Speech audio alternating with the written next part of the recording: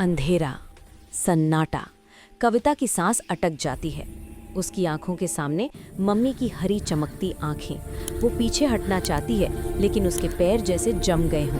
पिंटू चिल्लाता है, कविता पीछे हट, लेकिन तब तक मम्मी की उंगलियां पत्थर के ताबूत से बाहर निकल चुकी होती हैं। धीरे धीरे मम्मी का ऊपरी शरीर बाहर आता है। पुरानी पट्टियां अपने आप हिलने लगती हैं, जैसे हवा नहीं, कोई श्राप उन्हें चला रहा हो।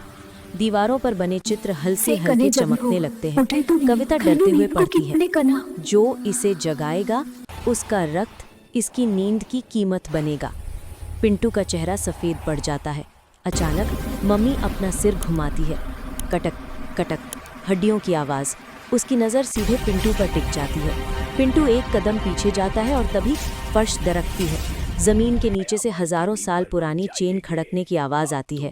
मम्मी भारी आवाज़ में बोलती है, तुम मेरी नींद के चोर हो।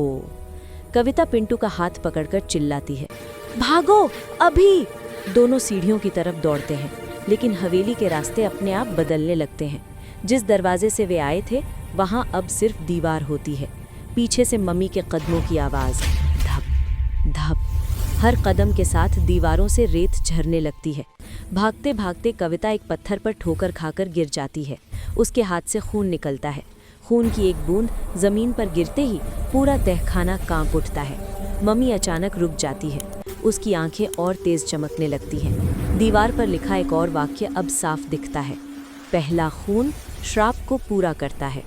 पिंटू की आंखों में डर भर जाता है। मम्मी अपना हाथ आगे बढ़ाती है और उसी पल कविता बेहोश होकर गिर जाती है। पिंटू चीखता है, कविता!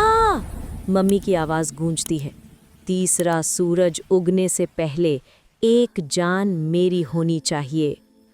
और आखिरी लाइन, अब सवाल ये नहीं था कि वो बचेंगे या नहीं, सवाल ये था अगला नंबर किसका है। अगर तुम्हें ये डरावनी कहानी पसंद आई और तुम जानना चाहते हो कि पिंटू और कविता का आगे क्या होगा, तो अभी पिंटू की कहानी नगरी को फॉलो या सब्सक्राइब करना मत भूलना, क्योंकि अगला पार्ट और भी ज़्यादा खौफनाक है।